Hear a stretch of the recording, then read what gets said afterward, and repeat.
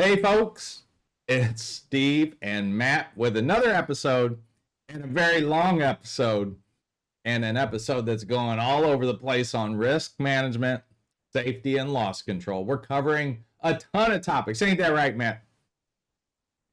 Oh yeah. So I'm glad I didn't print this up because I didn't want to have like a new book next to my computer desk for this one. We got a lot going on today. There's a lot going on. There has just been so much going on. And I think when we get into it, we're going to be talking about golf cart training. We're going to be talking about falls. We're going to be talking about the fall protection. We got a lot on some crazy new laws and regulations and just a bunch of weird stuff happening.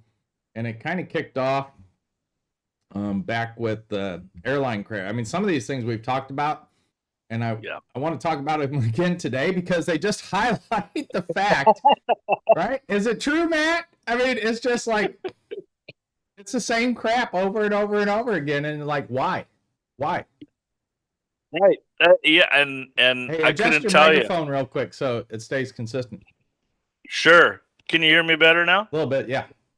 Okay. Hopefully that'll work. Yeah, I don't know what it is.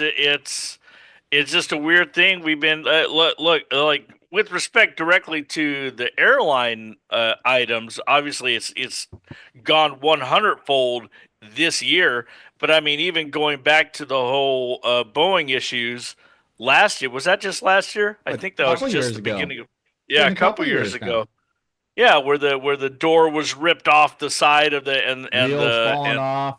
yeah, wheels falling off. And then this year, obviously, we started off with that horrific helicopter and plane crash over the Potomac. Right. That we were on a field trip at that time, and I Field spent trip. What that are we in whole school? yeah field road trip work trip.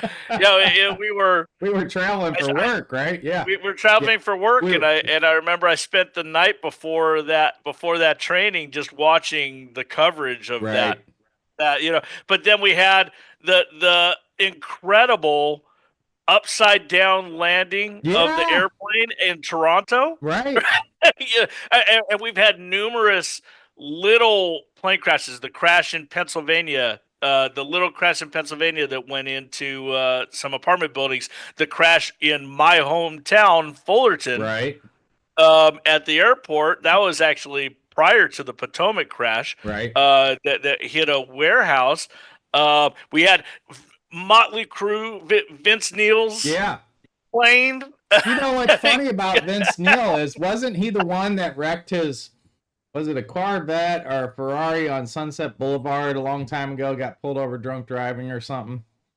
I don't I mean, remember that specifically, but it wouldn't shock me. I mean, the yeah, Motley Crue was known for their hard antics. hard Yeah. partying days. Yeah, and their Yeah. antics. Well, I mean, I'm just trying to recall it. Don't take that to heart, and then I'll use the Right. word alleged just to be safe there. But Yep. Good idea. I guess I could just look it up and see what happened here. But I mean, he certainly has not had the best of luck all the way through this thing. No, he has not. I mean, I mean that was planes crashing. We had another planes kind of crashing Oh wait, yeah, this is at right here. Let it me was right. Was it Vince Neil in a Corvette? Yeah, it's December '84. Vince Neil, the lead singer of Motley Crue, was driving drunk when he crashed his car, killing his passenger, Hanoi Oh, Rocks drummer Razzle Dingy, and injuring two other people. Neil was charged with vehicular manslaughter and driving under the influence. Yeah, wow. I mean that's Good insane. pull. Good pull. You remembered that. Ah, man, I was living in St. Louis at the time. I was a big Motley Crue fan, and Right, you right. You know would know. Absolutely. that made national news in '84, and Yeah, that's hard to do back then. no kidding. You Dude, know I was what? in ninth grade. No, I think it was round about that same year, or maybe a little bit after that, the Metallica bus crashed Mm, that killed. It was a Cliff Burton. I'm trying to remember his name. Terrific guitarist, and that was right after I think Master of Puppets came out. hmm That changed the direction of that band immensely too, and I think that was actually because the bus driver fell asleep, if I recall correctly. Yeah. Didn't Def Leppard's drummer, car crash? Yeah, he Lost his lost left arm, and then that was a big lot. deal because they created that drum set for him. Yep. That was also in 1984. Was it? Wow, that was a bad. New Well, I Year's mean, Eve. I don't know. I don't know if the Metallica crash happened in I got '84. hold But on. I got to know go it to was trigger warning here, Matt, because we're starting to look at some pretty graphic stuff. Yeah, Yeah. so just this show is all about risk, and a lot of times we deal with those types of things. So, the things that make us queasy, and I've had my fair share of that. So I'm Oh, for sure. yeah, I can understand the trauma that happens. At any rate, well, that I guess just brings us right into, like this is crazy too, John Elway, right? This is really up your alley because I watch football a little bit. Obviously, I'm very familiar with John Elway and his whole career. We've and redefined what snacking, he's been all making about. it delicious, mindful, and Did you sustainable. see this? It just popped up this morning, I think. So you might have missed it. They actually determined that John Elway was the one who was the driver of the golf cart. Yeah. So yeah, this happened locally, relatively locally in the Southern California area. Actually, out. I know. Yeah. Yeah. Well, yeah. And he was at a course in Southern California with his at a golf course with his partner and a business partner, and then his partner and agent. I want to say his name was Jeff with Bearden.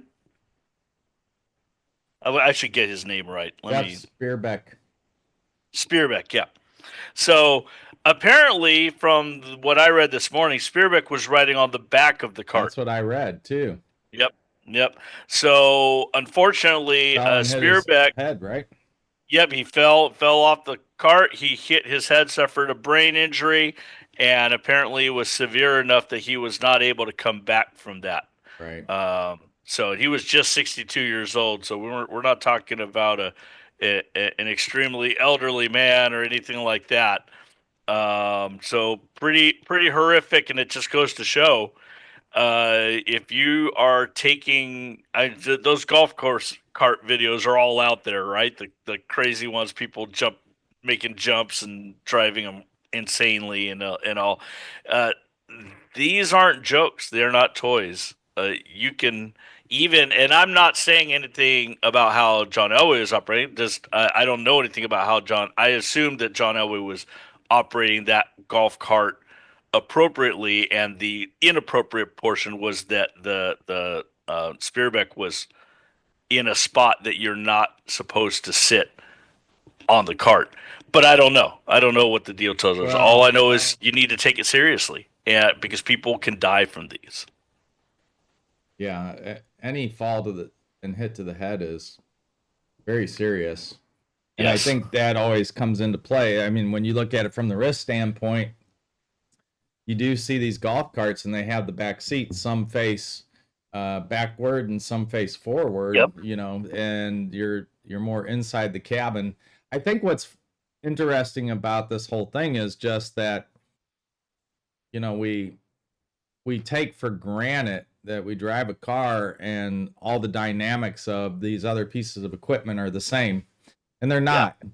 And, when you are transporting someone else, it's very important that you take the responsibility for everyone in the vehicle. And I just don't understand, especially if you're a public school or, a city or something like this, like you really got to select your golf carts appropriately and then really determine why you need them, because so many times, we just went out and did job description review and basically a hazard analysis for our city, and we were looking at all the equipment and job tasks that trigger particular OSHA trainings, right, Matt? And there's a bunch of them, and the results are always the same. It's like That's a lot of training. When it comes to OSHA trigger warnings, just even entering work, employment, or anything is kind of like crossing a landmine field. You're good. It's very difficult to avoid Yeah. all the OSHA landmines out there. Yeah. There's just a enormous amount of training requirements. Yep. And I mean, why do you refer to them as landmines? Landmines, because you have to be aware of them. Oh, yeah. You have to. You must be aware of those. Like you step here. Oh, got to do this training. You go over here. Oh, got to make sure you have this equipment updated. Right. This is. Yeah. So you So look yeah. at it and you go, oh, okay. Most people will tell you, hey, in California golf carts, you don't need training. Well, that's not covered in the California standards. But remember, if it's not in California standards, you got to roll up to the feds, and the feds talk about burden carts and golf carts and those things. They So, do. you know, the training is required. I think the interesting part about it is we go out, we do these audits and surveys, and we say, hey, this is part of the training. Like, you know, it's a required element, and you can build it into your powered industrial truck training and coordinate it there. You can coordinate it in defensive driver training. There's a lot of ways to do it. You don't have to have separate training specifically for it, but you need to address it. And I think what's interesting is we go out and we see that you have a golf cart and people just poo it and nay it, and as John Pinette would say, nay. Right. and it's like, well, wait a minute. We just saw the golf cart there, and they just told us who drives it. You know, when you're in the field, and then you're saying, well, they don't do that. Well, yeah, they do. Yeah, They do. Exactly. And they do all kinds of stupid stuff. You know, if it's not made for highway use, and when I'm talking specifically about the California Vehicle Code definition of highway use, meaning streets and roads and all those things, if it's not licensed for that, then you don't take it on that. And we've had so many incidents where security guards and principals and vice principals and athletic coaches throw the kid in the back of the golf cart, drive across a public highway, and then get smacked by a car or drop the kid. And this is no different. I mean, this is the same thing. And so I think, yeah, you got a seat back there. You have an adult passenger. How many times, Matt, you're a golfer. I used to be a golfer. How many times you start to take off and they're not ready, right? And, you know, and and you're like, hurry up, and this and that, and you're just like, all these accidents, little accidents happen all the time. If you really put it into perspective, and you start to look at your, you know, iceberg theory on safety incidents, and you say, gosh, here's a John Elway buddy's death off a alleged golf cart incident, and you have one incident there. How many more minor things are happening out there? And everybody seems to think that they're pros at operating golf carts. And yeah, you watch the videos, and that's people that are are like doing stupid tricks, and sometimes it's caught, you know, on non-setup stunts and things like that. But we train on that stuff all the time, and it's so funny because a lot of people will tell us we don't need that. No, that's ridiculous. I'm not doing that. And a lot of times it's principles and stuff like that. And it was so funny. We went out to one of our clients and did the golf cart training, and we put them in some pretty stressful situations. You know, we light fires out there and have them jump off the cart and go put out a fire and get back on and race to a fight and this and that, to simulate what a day in the world of security might look like. And you know, the principal's poo-pooing the whole training, and he's not going to do it. And the very next day, he comes racing down a hallway, which he's not supposed to be operating in, and then makes a turn and flips the golf cart over and injures his shoulder. And it's like, so you're smarter than us. You're better than us. You can beat the odds. And the reality is you can't. And so when you start looking at your training programs, you got to include this training, and you got to hold people to account. And the whole fault versus responsibility thing comes up. I think the other issue that comes into mind is the design of the golf cart. Like, why are you selecting a golf cart with a rear facing seat when you could select one that is a forward facing seat? Right. Right. Yeah. It is. I don't know if there's some kind of a space thing there. Like one of those uh, parts that have the rear facing seats for the secondary seats.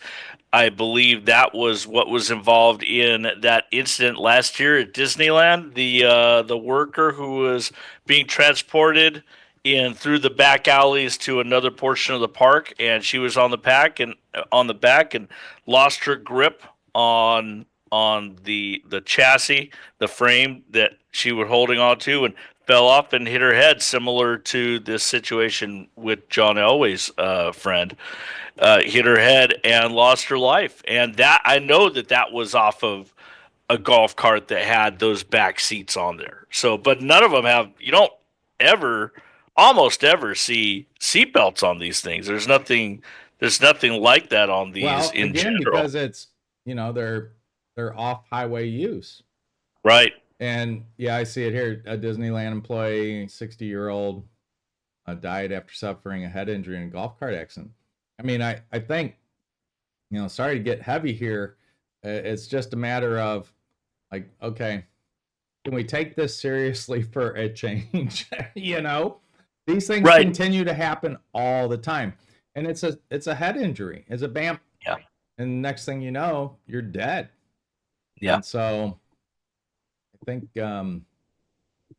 it's important to look at that stuff. Yeah, if you have these in any operation at your agency or at with your company, you really need to carefully consider how you're handling that, and just making sure that you're getting that training in and that people are being responsible with the use of those. Right. Well, since we're talking about all that, man, I'm just going to switch modes here for a quick second. I'm going to show this funny video. It's, I like this one. We'll lighten it up here. These crack me up. These people acting all silly. I mean, I think some of it might be set up. I love the dance moves, It's really good. These are just so funny. This is great. I don't know what kind of move that is. Right. I don't know. Yeah, I don't know what she's doing there. It's funny. This one I love, but this one could also have been kind of dangerous. No kidding. Oh. This one's good too. What is she like? What are people thinking? I don't know. I just say, look, if you're gonna dance in public, people do it safely. Well, like, just move out of the way a little bit so people like, what is going on here? That just cracks me. This is the best one. I think she's hot, huh? Yep. Oh no, so much for that. Oh yeah, that's a fountain. Well, anyway, back to our risk control show. I mean, okay, get that training in order, folks. It's so important. And then I think even as we're looking at that, we had the golf cart fight, or the golf course fight, right? Yeah, that was pretty nuts. It's. I'm looking for it. Go ahead. You can tell. Yeah, it happened up in British Columbia. So Canadian violence here, and it was just the clip that I saw was really after I didn't see what initiated it, and I didn't see any reports of exactly what caused it. But other than people were going slow and they wouldn't going slow, through. That was the one thing I saw. So two groups of golfers got into it, in particular two gentlemen, and they were in each other's faces, and it eventually got to fisticuffs, and one guy had his shirt torn off, and they were kind of tackling each other and wild swinging, and yeah, most drivers don't know that they can buy out their lease. You'll find it here, and and it's just amazing to me. I mean, I'm assuming that alcohol probably was involved at some point. It probably was part of this, but it's just insane that. It wasn't just golf clubs swinging on the course Monday. Yeah, the woman tries to get in the way. Tensions right? teed off at Two Eagles Golf Course. One witness who recorded the brawl says it appears the fight started after the blue shirt group hit balls ahead, frustrating the slower white shirt group, putting them at risk. Did not expect that. And also the fact that it happened on the 18th hole, like the last hole of the game. What was interesting here is that when I watched the full video, that guy comes over and he pushes that female. Okay. And I thought that was really out of control and uncalled for. Oh, yeah. But she seemed to have the sense to say, like, hey, knock it off, knock it off, knock it off. But right. I think these things just highlight that, the workplace violence, we hear that, we don't want to do training on it, or it's, we just did the SEPTED audits and it's like,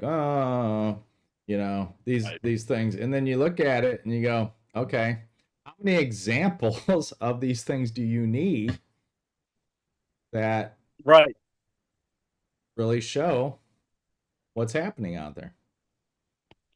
Yeah, we've said it in training. We've said it on our podcast here, on our YouTube channel, all the time. Things are getting more stressful. The all society is getting more stressful. And we noticed it coming out of COVID. People were angrier. People were more willing to kind of fight for something, and that's not necessarily a bad thing depending on what you're fighting for. But physical violence, Matt, come on. Yeah, I know. Yeah, I don't. When I'm fighting, I'm putting up, taking a stance is what I'm saying there. But yes, when you then progress it to physical violence, that's the wrong. That there's nothing right about that, and we're just seeing people who are more stressed. They're financially stressed. They're emotionally stressed. They're all following social media, and that gives them the wrong impressions about everything. It makes people think that everybody else is better than them or is living a better life than them when they're giving you a polished picture of what their life is like. Right. They're not telling you all the bad stuff that's going on, but you just sit there thinking, oh, they have a great life and my life sucks and everything like that. And now I'm being forced to go back to work, and now I'm getting taxed more, and now all the prices are going up, and it is yada, yada, yada. It's just this tension just builds and builds and builds, and people don't have the emotional capacity anymore, many people, to deal with those stressors without exploding into physical violence. So we're seeing it more and more, and that's, again, just to stress what you were talking about, Steve, that's why it's important that we take workplace violence seriously, that we do this training, the prevention of workplace violence, that we take that training seriously and we put that in place, because not only is it the law, but it's serious. There are serious consequences to allowing this to go on. Well, yeah, again, you get hit in the head and fall, or hit your head, and you have a death because of that. You're on the hook for all of it. And it's like I do a lot of martial arts, and the number one thing that we're always taught, and I believe more and more and more now, is walk away. Let me buy you a beer. Goodbye. No, thank you. Let me walk away. I mean, it's funny to watch. It's funny to watch those Canadians fight there on the golf course. It was quite hilarious. But you just go like, hey, you never know who you're encountering either. Right. And you have golf clubs there, and things can get out of hand really, really quickly.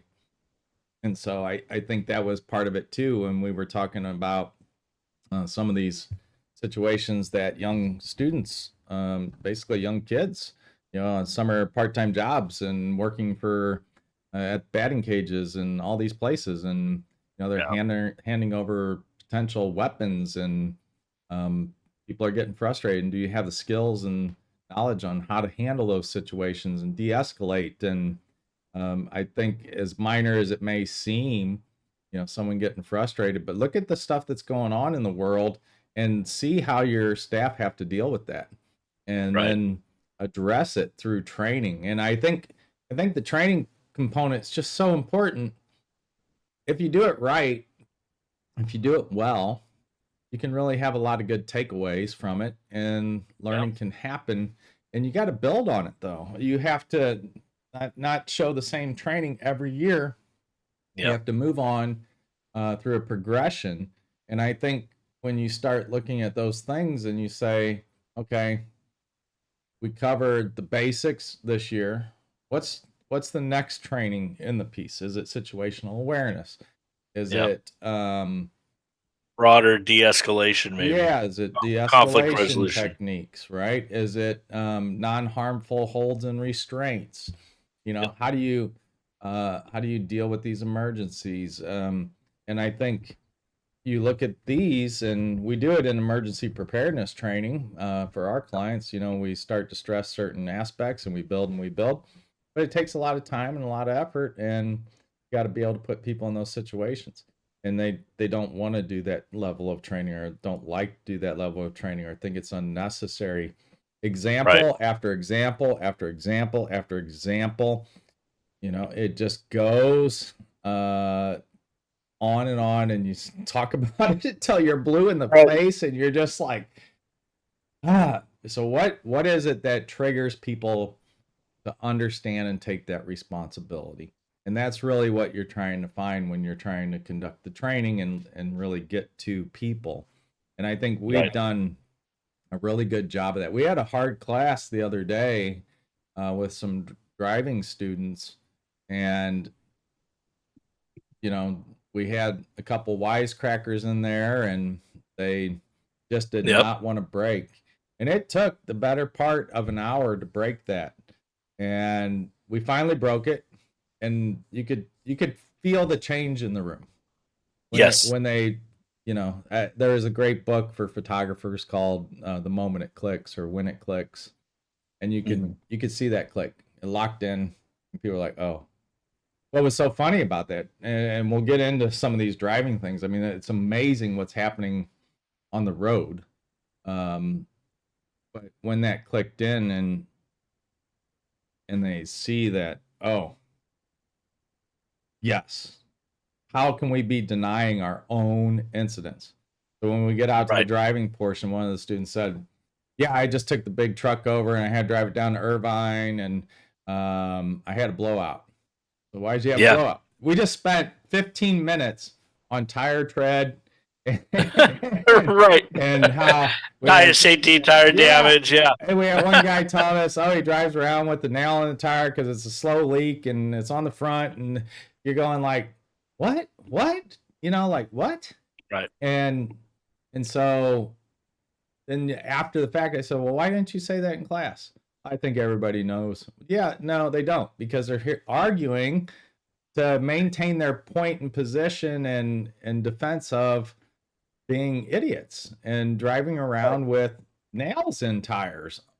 And you're just like, it doesn't work that way. You hit a high enough speed, you hit a hard enough bump. Does that nail come loose? Does it work its way loose? Maybe, maybe not. I don't know. But if it does, you got serious problems. Yes, and absolutely. And those little things, the pre-trip inspections and all those things. So when you look at it, you go, okay, example after example after example after example. Please look at how you can get through to people and how you can build upon this. And the same thing happens on the workplace violence. How do you build upon that? How do you break through to this? How do you get other people to value the life of the people that work underneath you? And I think, you look at that situation, and it's just so funny to me, the gap. Once something is out of visual presence or not related to them. There's a great clip. Let me see if I can find it while we're working here. But there's a great clip about one of these one of these senators was talking about, picking people up and this and that. I didn't say anything because I'm not Latino. I didn't say anything because I'm not white. I didn't say anything because I'm not this.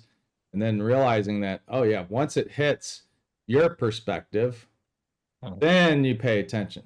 So then you pay attention, yeah, right? if you have a child working in one of these areas, your child, whether that child is 15 or 19 or 30 or 40, if they get killed at work because you don't want to do workplace violence, you'll be very upset about that. But you don't take that same care and concern about someone else's child. Why not? What is the denominator there that needs to be hit in order for you to be serious about the things that happen in your workplace? Right. And it's the other side of that as well. I mean, if you're on the other side, you can tell that, like, we tell people till we're blue in the face about these different incidents that happen somewhere else, but we don't really get the fevered call from the client to perform a particular type of training until something happens directly to them at their district, their agency, their city, their county, their company. That's when they start to get really concerned about that and get that done. They realize, oh, it can happen to us. And it's trickier to get the ones who it hasn't happened to get them to understand why it's important, why they need to have that training. Yeah, absolutely. And I think that just goes, we're looking at LA County here, right? And now people are calling saying, hey, do you guys do the Prison Rape Act training? Like, okay, you didn't know that was happening forever and ever and ever. And I don't understand that either. So if you're not familiar with the Prison Rape Act, that, basically we have all these laws around sexual harassment that have to be taught. I find this stuff fascinating, especially when you look at the leaders in our country and you hear the things that they say and the things that they do. You go, how come they're not going through this training, right? They require us to go through all of it, and then they say and do the stuff that is clearly violations of it all.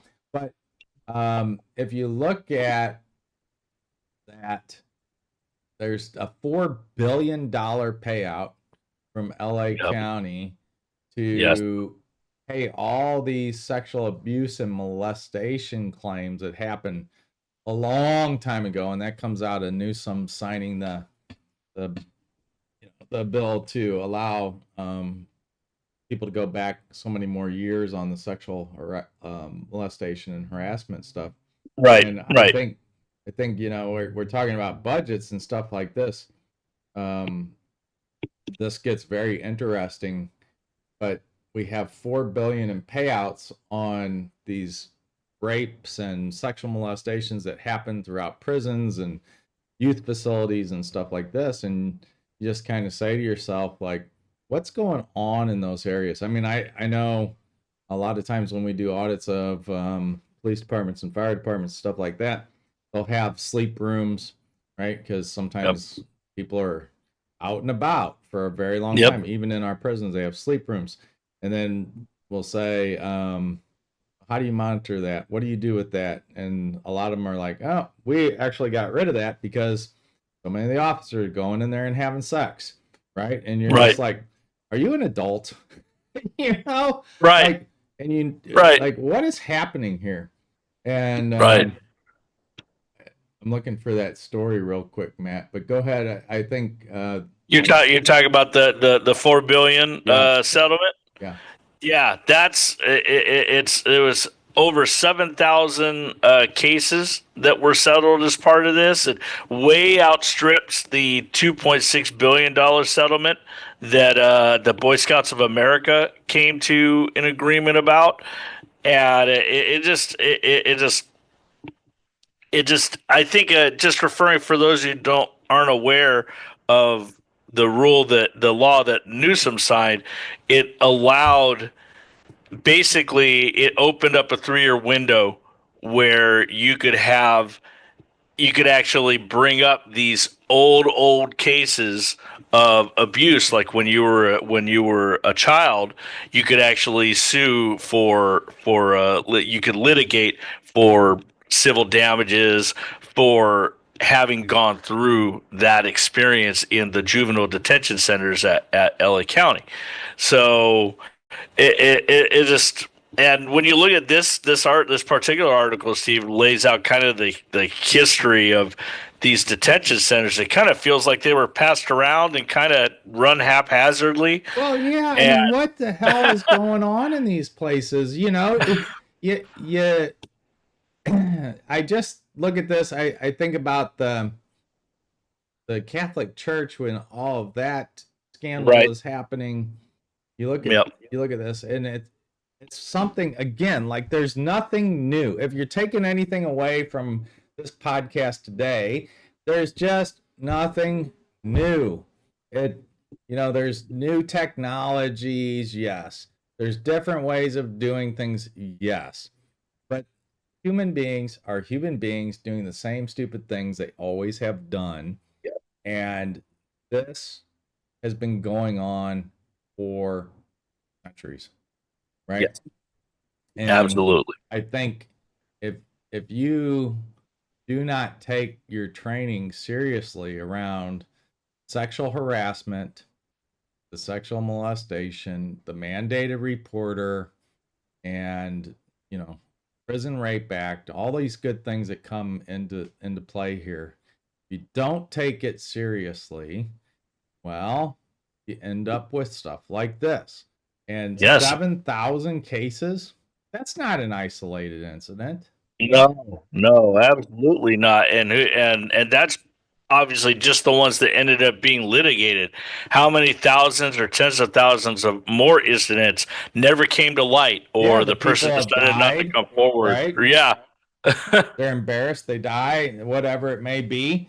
Yeah. But what really irritates me is, gosh, we're in a deficit, and you're going to raise our taxes, and then you're paying $4 billion with all these claims. Right.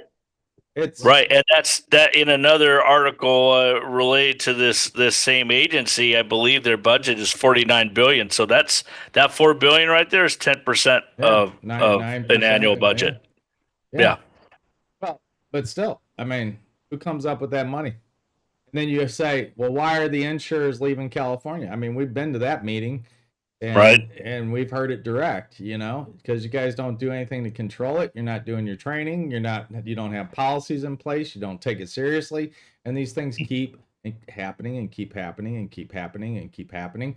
So when does it stop? When do you stop it? When do you actually take it seriously? And I think the problem with this, I mean, we're getting ready to do some prison rape act training for some of our clients, and mainly because of this. Right. But when you start looking at, why does this happen? Why does it happen? Why is crime usually between people that know each other? Well, I mean, opportunity is the first thing. Yeah, you got opportunity crimes, Yeah. but you also just have the familiarity. That's who you're hanging around with all the time. And so if you start to look at attractiveness and familiarity when you go into the schools and you see, why are teachers sleeping with students? Well, it's familiarity. You're there with them all the time, and you're in that environment. And I think nothing could be better for teaching staff than to get away from the students more. Right? Mhm. There's just too much. Look at the ones that have a lot of these sexual molestation claims, and that is coaches. Why? Right. Because they spend so much time with the students, right? So close, so physical. There's familiarity there, and so break away from that. I mean, they always say, don't they, Matt, that you resemble the people that you hang out with the most. The five. Right. Right. the 5 closest people, you resemble them. Right. Not we're not talking physically here, folks. We're talking about in your behaviors, your mannerisms. I mean, look, if I could improve my looks by hanging around 5 supermodels, I'd do it, but I don't think that's going to work. No, we're talking about your behaviors, your attitudes, your mindset, your perspective is primarily affected by the 5 people that you are around the most. Right. Absolutely. And so who are you around the most all day? Student, student, student, student, student, student, student, student. Yep. And listen to some of the arguments that come out of these places, and look what happens. I'm sleeping with student. That was the wrong way to phrase that. Look what happens. These people that are supposed to be supervising are sleeping with students. They're sleeping with the people that are the juveniles that are locked up. They're sleeping with whoever it may be. So,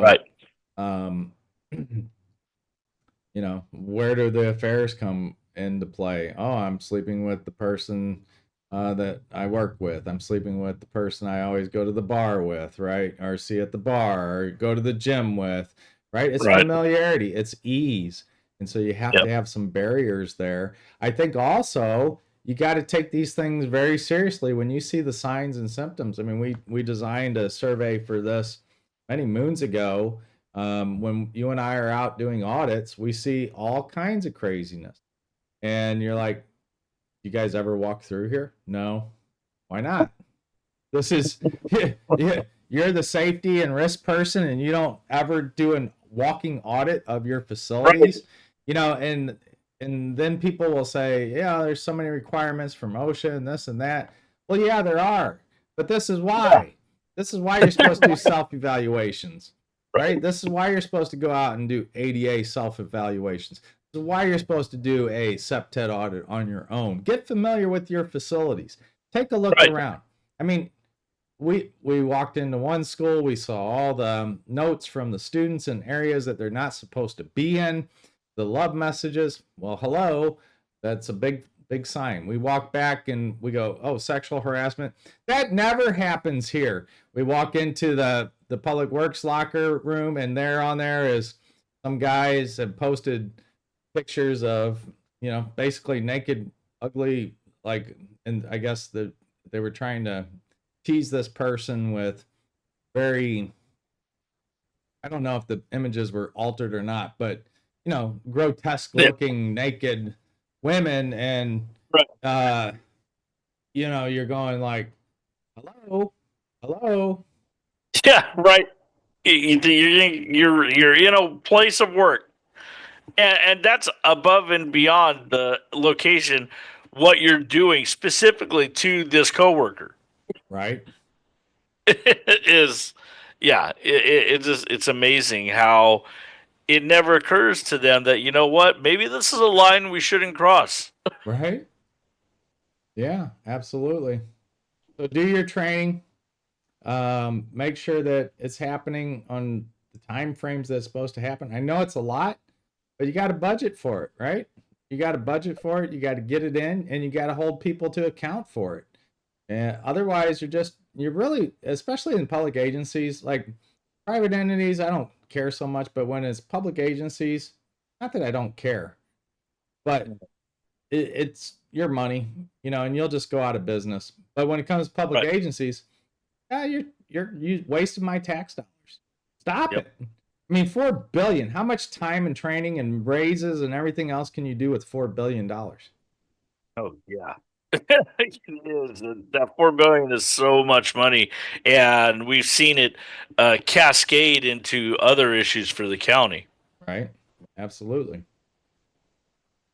Well, there's only so much money to go around. So, now speaking of officers and all this good stuff, we have, this one's interesting to me. This is the police respond to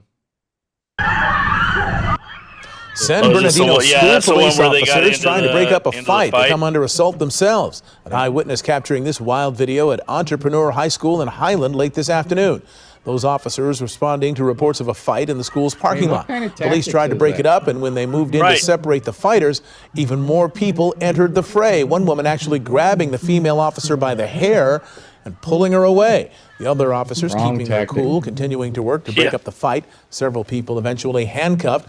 We have calls in to the San Bernardino County School Police and the school superintendent for more information on what sparked this melee. I mean, this is unreal. And if you look at, like, you might consider that a couple male students would get involved in this kind of stuff, right? But it just goes to show, like, you have to be prepared for all of this. And then you look at the officers responding to this, and like the hair grab, right? Like immediately you got to get your hand on their hand so that they don't pull the hair out, right? Turn into it. Take the problem for females when you get the hair grab is that the fingers are so interlocked into the hair that you have to really try to get those out of there. And well, there's ways to do that. If you want to know more about how to do that, then take our training. But you have to keep your hair from being ripped out of your head. And it's just amazing to me that you go to a school campus, and this here is in Southern California.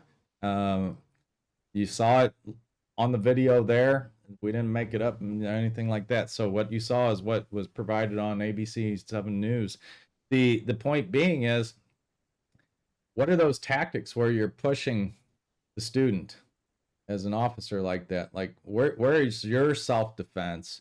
Where are your arrest and control tactics, right? Just because you work on a school campus doesn't mean that you are not going to encounter these things, or that the students aren't going to be violent, or that the students aren't trained or aren't big as well. I mean, a lot of these kids are very those kids look the size of adults there, Steve. Right? That they were just fighting, and yeah, there was a couple things here. I remember when I read this story that stood out to me.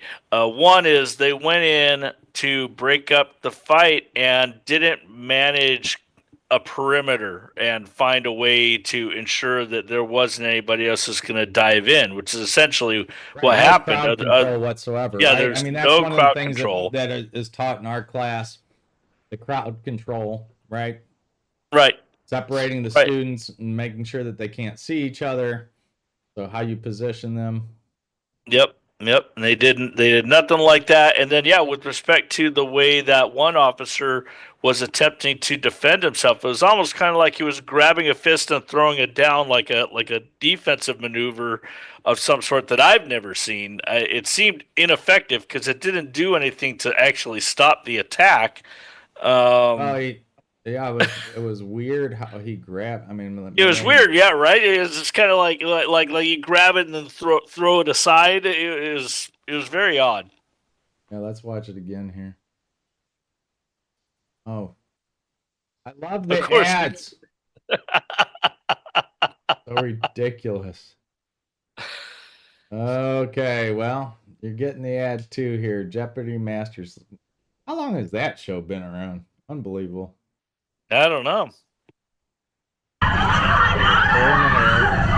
Right. San Bernardino school police officers trying to break up a fight. They come under assault themselves. An eyewitness capturing this wild video at Entrepreneur High School in Highland late this afternoon. Those officers responding to reports of a fight in the school's parking lot. So he Police tried to break it up, and when they moved in to separate the fighters, even more people entered the fray. One woman actually grabbing the female officer by the hair and pulling her away. The other officers keeping their cool, continuing to work to break up the fight. Several people eventually handcuffed. Watch a little bit of this again. Let's see. So what happens here? That looks like the grab that I saw was San Bernardino school police officers trying to break up a fight. They come under assault themselves. An eyewitness capturing this wild video at Entrepreneur High School in Highland late this afternoon. Those officers responding to reports of a fight in the school's parking lot.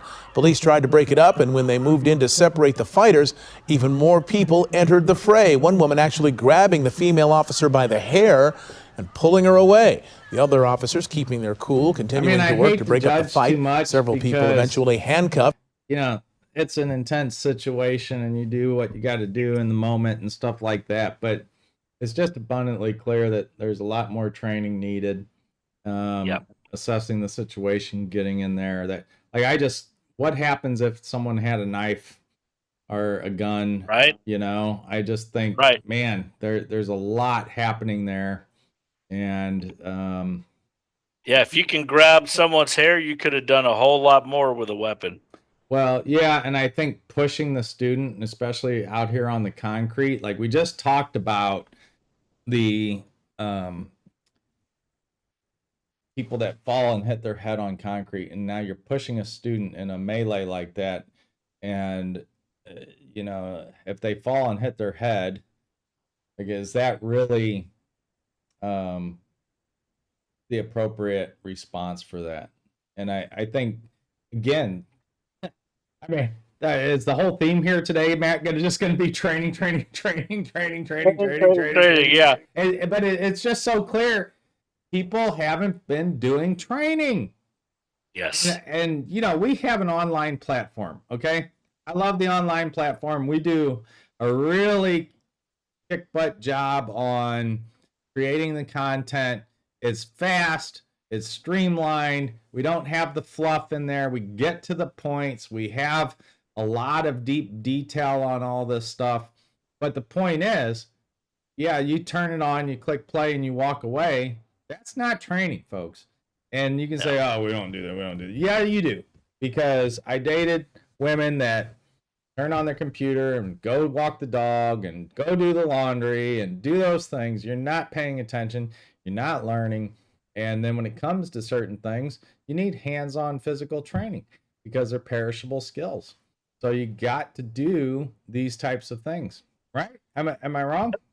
You are not wrong, and it's funny that now some of the ways that we try and make it easier for people to work, and especially with people working at home as well. Consider how many people now have multi-monitor workstations. So Right. how easy is it to throw your training video on one monitor that's out of the way, do your work or not work or whatever you want to do, and then occasionally click a button to advance the training. Right. And you're not paying attention to it whatsoever. You may not even be listening to it or hearing it, definitely not watching it. Right. Like you said, I think that it's absolutely clear that the problem there is that they are not invested in taking that training. Right. And you need, when you are a safety risk manager for your agency, for your entity, you need to find ways to compel them to watch that training, or either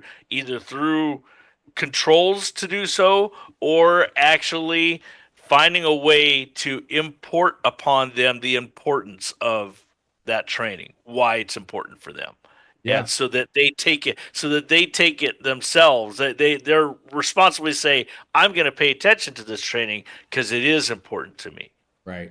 And I do believe, I mean, I don't mean to blow our own horn, but the in-person training is great because you get the physical experience. Like, you can talk about drunk driving all you want, and until we put the drunk goggles on you and then have you experience what that's like and what it looks like. I mean, Right. the guys that the they college love it. students love it.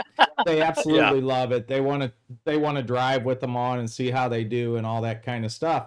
Yes. We ask them about the ABS braking in the driving course, and we set up that obstacle course and we have them speed. And a lot of I'm not comfortable. They brake super early. Like, no, get Really did in. that. Yeah. And really put your skills to the test. Like, everybody goes, oh yeah, I'd be great at that police driving course. No, you wouldn't.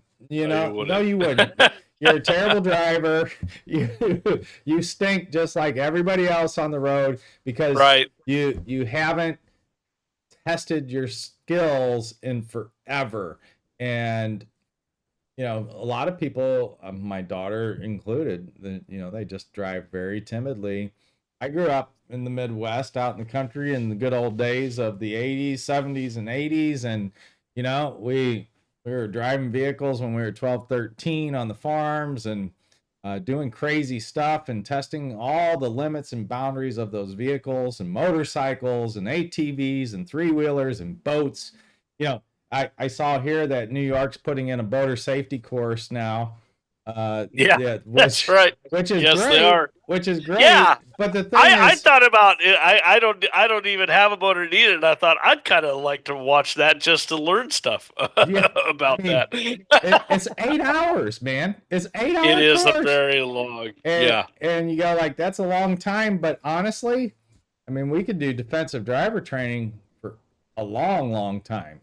Like, yes, you know, and Matt, it's so great when they go, yeah, I know the, like, I know the rules. I know the Yeah. rules. Do you know the rules? Yeah, I know the rules. Do you know all of them? All of them. Yeah. And then we go, okay, how far in front of a turn do you turn on your blinker? Is it 200 feet? What do you, I thought you knew. Yes. Why are you asking me what, is it 100? No, is it 200? When can I make a U-turn? Is it legal to back up in the middle of a U-turn? And then you realize only one person knows a bunch of the rules, right? Because when's the last time you read the driver handbook? Yeah, if you had to take a test, that's probably the last time. 2 years ago? Right.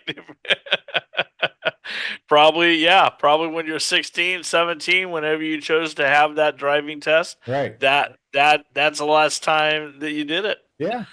And what's so funny about that is, you know, we ask them all those rules. We start off our course with the fault versus responsibility.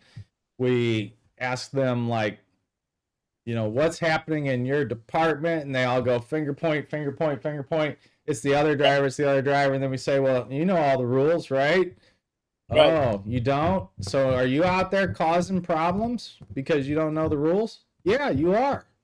And then you wonder why there's so many accidents. I hate driving in LA. You can't go anywhere. California is the only place, Matt, where you can start a 5-hour road trip, drive 200 miles, and still have 7 hours to go. You know what I'm saying? Because it's like accident after a couple of weeks ago I had to drive up to Sonora or something like this, and I called you and I said, dude, there's been 3 accidents already. I've been sitting 3 times, dead stop, because people are doing silly, crazy stuff. Right. Yeah, absolutely. Although, you know, it's funny. I haven't ever driven it in this city I'm about to mention. We have calls into the San Bernardino County School. That Atlanta may actually be worse than LA. Oh, Atlanta's horrible. Atlanta was horrible back in 1990 because they had I forget what the highway is, but it's like you get on and your first exit is where a lot of the hotels are, and you have to cross 8 lanes of traffic to get off. And it's like, what the hell is going on? That is terrible. Horrible.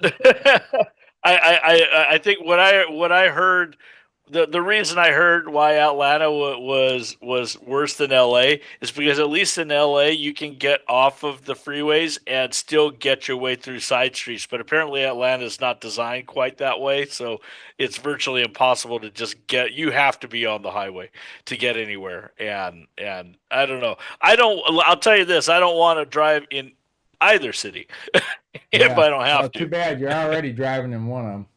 Oh, I know. Yeah.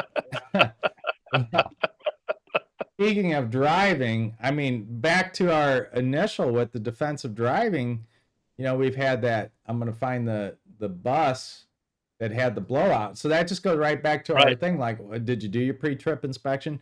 That's the other thing we say, hey, raise your hand if you did the pre-trip inspection before you came over here for the training today. Right. How many, Matt? How many are doing the pre-trip inspection? There was one hand went up. Right. One hand went up. I remember. I remember who it was too. He was the only one that said that he did it. Right. So we've had some very serious. Go ahead. Yeah, we've had some very serious incidents. Oh shoot, that's Forgot about that one. I want to bring these up here. Where is the one? You're looking for the blowout one, right? That's the No, I-77 bus. I'm looking for the. And this one, this is sad. That's the McDonald's. That's the Thai festival. Why is Amazon paying me 63? Yeah, why is Amazon paying you?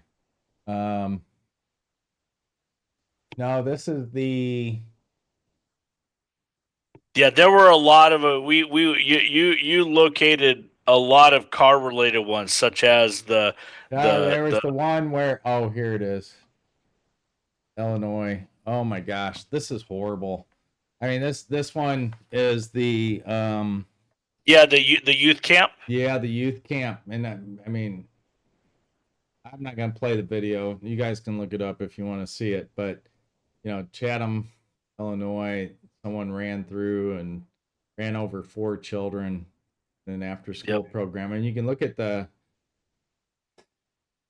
This reminds me of one of our school districts where we went up and they asked us to do 3 sites for the SEPTED audits, and we looked at you come down the hill and there's the little fence there, remember, and it goes straight into the playground. Straight in. It was like it was set up exactly that way. Like we're gonna run a road right through this and you're like, you're never.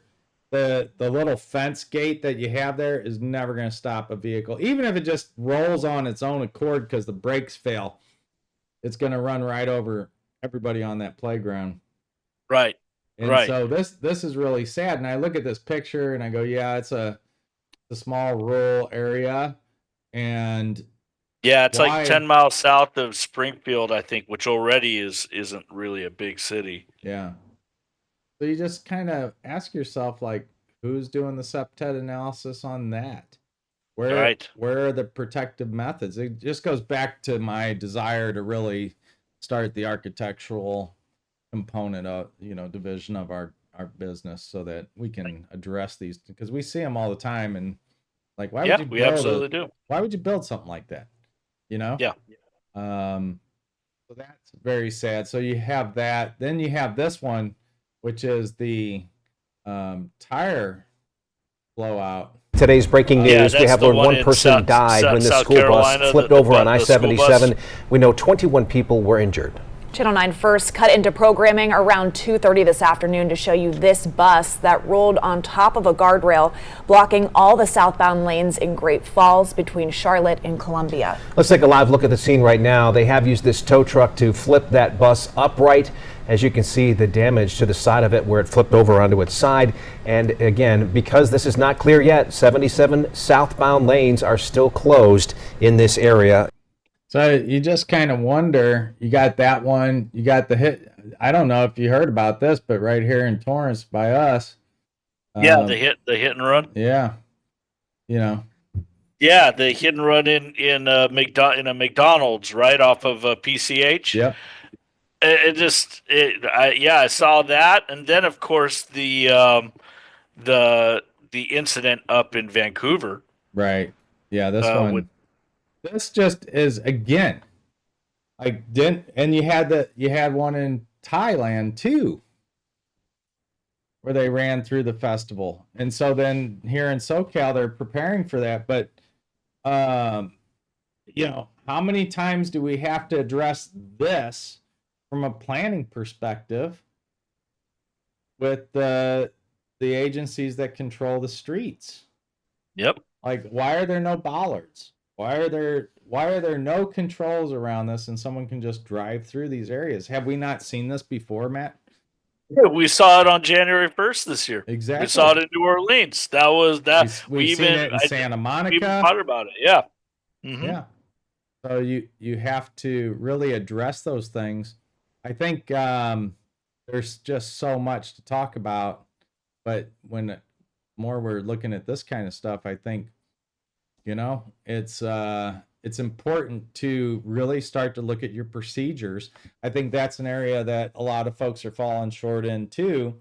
We know that we have 4 policies required by Cal OSHA to be reviewed with employees on an annual basis. where you get employee feedback. But when we go out and we do our training, we talk to the staff and we say, how many of you have read policy X? What's the percentage, Matt? If we get more than one hand, it's a banner day. Yeah. We're talking what? 2 hands, 3 hands? Yeah, at most? out of 30 or 40 people, yeah. It's like 1%. Yeah. 10%, maybe, of the people actually read their policies, know where to find them, take the time to read it. You ask them if they've read their owner's manual. No, for their vehicles. You know, again, you just look at this and you say, why are you telling me that you just are driving around with a nail in the tire? There's a bus that flips over. You got 1 dead, 24 injured, or 27 injured. Yep. And for what? For the lack of a pre-trip inspection, for the lack of replacing a tire, right? And or a lack of training or whatever it may be. You have to take this stuff seriously, and you really need to make sure that you're giving, like, the training's fine, but I could tell you most of our clients, not all, there's a couple really great ones out there, but most of our clients want us to do the training as quickly as possible. We try to really narrow it down. Of course. But there's a lot of stuff that you need to spend a lot more time on. Yes. And so consider that when you're negotiating with unions, and the amount of time and the cost involved. Make sure you're doing your budgets. Like we were trying to explain on the tires, if you're not reporting that, if you're driving around with a nail with a slow leak and you're not reporting that, or you're not changing out the tires until 70,000 miles when they're good for 50,000 miles, well, what does that do to people that are planning the budget? They go, we're getting a lot more life out of these, so I don't need to budget for as many sets of tires. Right. We used 5,000 tires this year when I was expecting us to use 7,000 or 8,000. So now I'm just going to do 5. And then when it turns out you have 7 or 8, now you don't have the money there to replace that material to make those vehicles safe. And it's just, and it's part of where we talk about fault versus responsibility, right? Our students, we always talk to our students about this, and you have to become an active element in your own safety. Yes. That's really what it comes down to. And you can't, and I'm not just talking about the short term of doing the pre-trip inspections. It's exactly what you're talking about, Steve. Understand the impact of what one little thing that you're doing, maybe your contribution of changing those tires out properly doesn't seem like a big deal to you numbers wise, but if everybody in the department is doing it, those numbers start to add up, and that's when the bean counters stand up and look and notice. Right. Those are the numbers that they react to. So everybody needs to they need to adopt being part of that role, that solution. And they don't do it. You got to keep the bean counters out of your programs. That's for sure. If you let a bean counter control, you'll see an immediate demise in all things safety and health. And because the things don't add up, right? Like, why are we gonna, we haven't had any accidents. Well, why don't you bean count that now? 27 injured and 1 dead. Bean count buying a new bus. But see, they won't do that piece. Yep. They'll just look at the day-to-day stuff, and they get so worried, about, I heard one of the motivational speakers once, forgive me for who it was, but he was talking about, how much people are, it may have been Grant Cardone, how they're so concerned with, pencils, and you got to get approval to buy a pencil or get a new chair or this ergo equipment or printer cartridges or all this, but they think nothing of sitting around and chit-chatting in the break room, or, you know, buying a very expensive lunch or this or that. And it's like the priorities are just really messed up. Yeah. And so you have to start looking at these things. But if you're not doing your part as a staff member and saying, hey, I'm wearing these things out, I need new tires, you know, why are you driving around a vehicle that has a hole in the tire that could be opened and released at any moment? At any Right. moment. And if thinking about that district, right? Like when you look at it, it's like I can't imagine being in a situation where I have to tell the parent of a student that they gave their student over to me to protect on a field trip, and they died. I can't imagine that, and all because we didn't take a proper step. We didn't have the training in place to do it, well, or we don't we know didn't if they had the replace a training in tire. place or not, but I mean, Right. you know, the point being is something went wrong. Yes. Something went wrong. And I don't know if it, I don't know. Yeah, I don't know. They've. I don't think they're investigating. I don't think it's come out yet. Yeah, we don't really know. I just know something went horribly wrong. Yes. It's horrible. So that's a little bit of the news. It's a little bit of the news. And I think there's so much more. We'll probably cover a lot more on different podcast episode. However, that being said, folks, like what are I would love to have some feedback and comments on this. Like, how seriously are you guys taking your training components? How seriously are you taking your vehicle pre-trip inspections? How seriously are you taking the maintenance? I mean, even simple things, like there's reasons why certain things are at the top 10 of citations every freaking year, like safety data sheets and HAZCOM. And it's amazing to me the misunderstanding on that. Yes, it's hazardous chemicals. There's also a thing where it says if you use it as a consumer, and basically the household provision, you know, there's so many things. So if you break down the hazardous list and you look at the ingredients in some of these, yes, sorry, 70% isopropyl alcohol is on that list. You have to have a safety data sheet for it. So, you know, understand what you're working with, understand what the training's about. Like, you know, just because someone doesn't directly work with the chemicals, it's also may come into contact with chemicals. You have to read these things. You have to understand them.